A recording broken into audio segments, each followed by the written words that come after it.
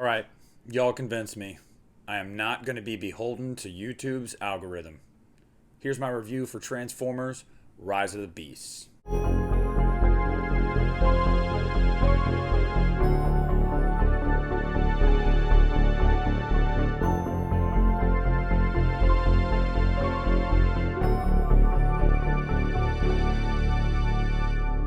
What's up, guys? Nick at the Lost River Drive-In here, and I'm back with another movie review of a new movie, and that movie is Transformers Rise of the Beasts. I want to say really quick, a lot of you guys are probably like, oh, well, I come here for your horror content.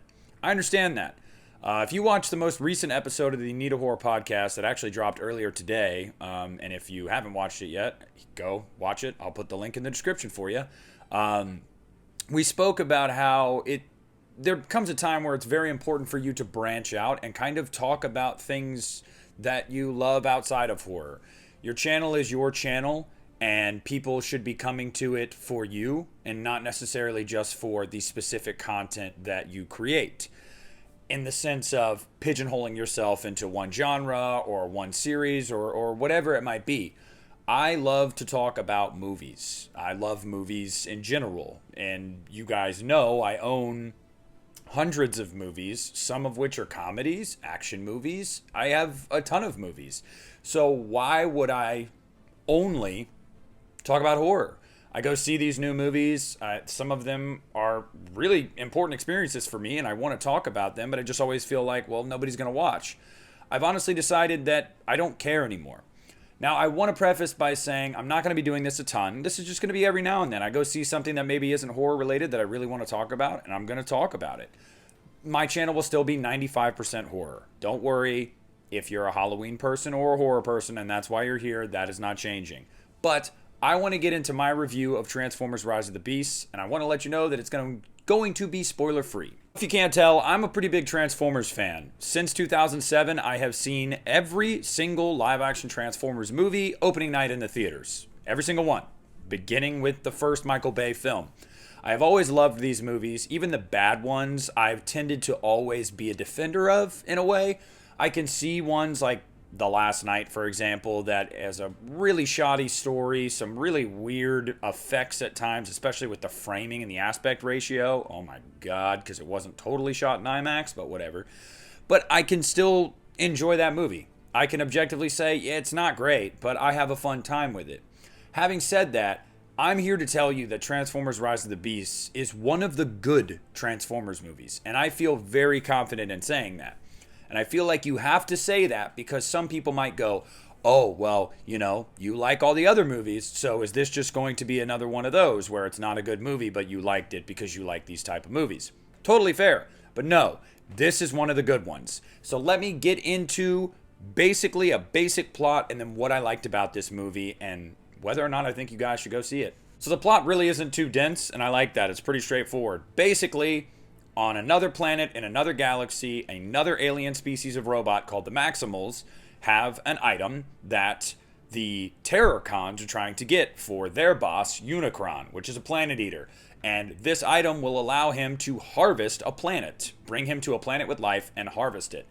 Well, this item gets away with the last stowaways of the Maximals. They come to Earth, and fast forward to 1994 in Brooklyn. Anthony Ramos' character is down on his luck. He's helping his mom and his sick little brother and trying to find a job, trying to make a name for himself and be someone and find out what he wants to do in life. And through a series of events, he gets caught up in all of this, and they've got to stop the Terrorcons from getting the key to bring Unicron to Earth to eat the Earth. That's the plot. Like, there's little things here and there, but that's the plot of this movie. So, what did I like about this movie? Well, first of all, I gotta say, Transformers for me is still undefeated with its leads. I loved Shia LaBeouf in the original trilogy a lot, and part of that was also because I was a teenager when those movies were coming out, so I just related to that. I related to his character. I liked Mark Wahlberg in his two movies. I really liked Haley Steinfeld in Bumblebee, and I really like Ramos in this movie. He has one of those faces where you're like, I know I've seen him from somewhere, but you can't always put your finger on it. Anthony Ramos is going to go places. He's a really, really good actor, and he delivers a great performance in this movie. Same thing with Dominique Fishback as Elena. She's really good in this movie too. I've never seen her in anything, but she's really good in this movie. I think the humans overall, and his little brother is really good too. The humans, although there aren't a ton of them, which is also good, they focus more on the larger part of the cast is the robots. It's not the humans, and that's the right thing to do. But the humans are really good in this movie. I also think that I love the landscapes. I love where they go in this movie. They spend the second half of this movie in Peru, and it's beautiful. I mean, it's awesome. Like, such a perfect place to go. South America, like, yes, perfect for the Transformers. And they really do Brooklyn right. It feels very accurate to the time. It looks great, and it really makes for a nice, enjoyable experience. It's visually appealing where they are, and you feel kind of feel transported there, and that's awesome. The soundtrack to this movie is phenomenal. I mean, phenomenal. Now, if you were a 90s kid like I am, you're going to know all these songs. So you're listening and you're hearing Wu-Tang Clan and stuff, and you're like, yes, I remember my childhood too. This is perfect. I worried that it would be a little on the nose and that they would overdo it at times. I'm happy to say I don't feel like they did. I've heard people say they think they did. I don't. I think that where they put a song in the movie, it worked perfect, and it was just the right amount of cheesy for the Transformers movies that I could get behind it. I had no problems with it whatsoever.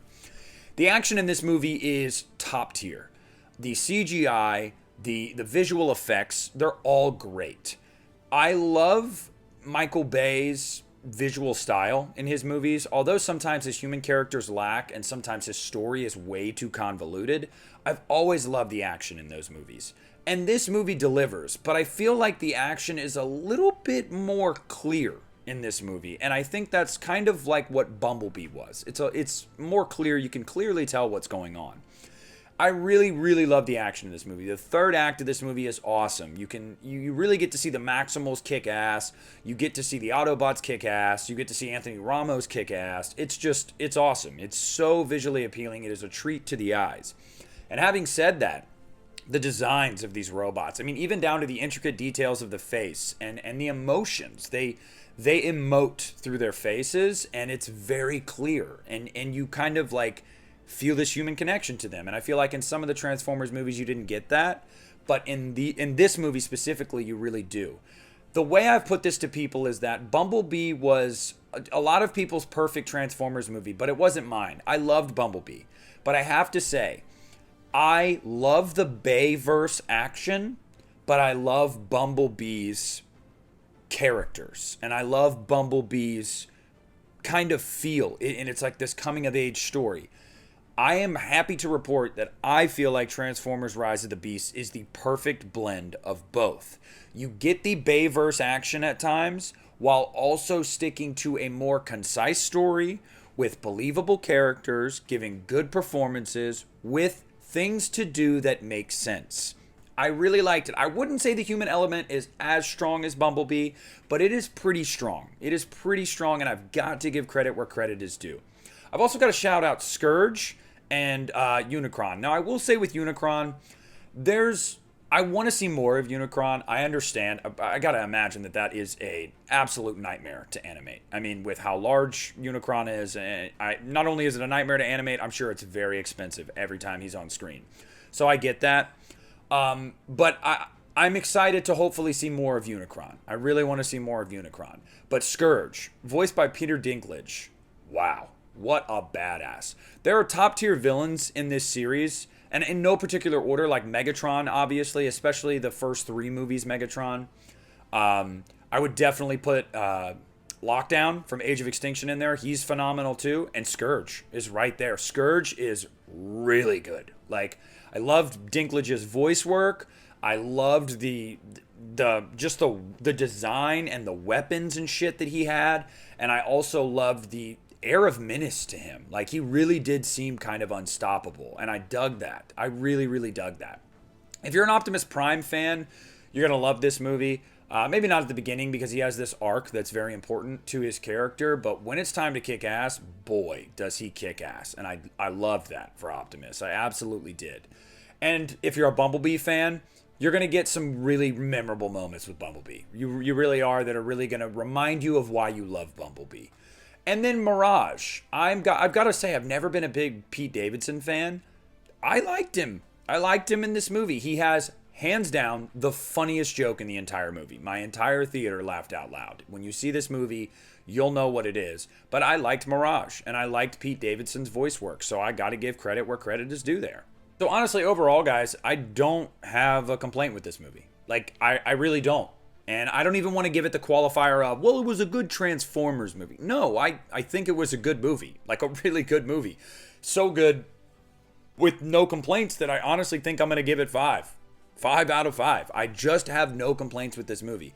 Now, I will say, if this isn't your thing, don't expect a 5-star movie. Because if Transformers aren't your thing, you're not going to like this. But I feel like if you are somebody that grew up with Transformers, you like the Beast Wars stuff, you're a mark for Optimus Prime, I think you're really going to dig this movie. And I really, really did. If somebody who has seen this movie can tell me what that song is in the third act, in that battle, that is playing while they're fighting, and the lyrics are something along the lines of, "On God, it's about to go down.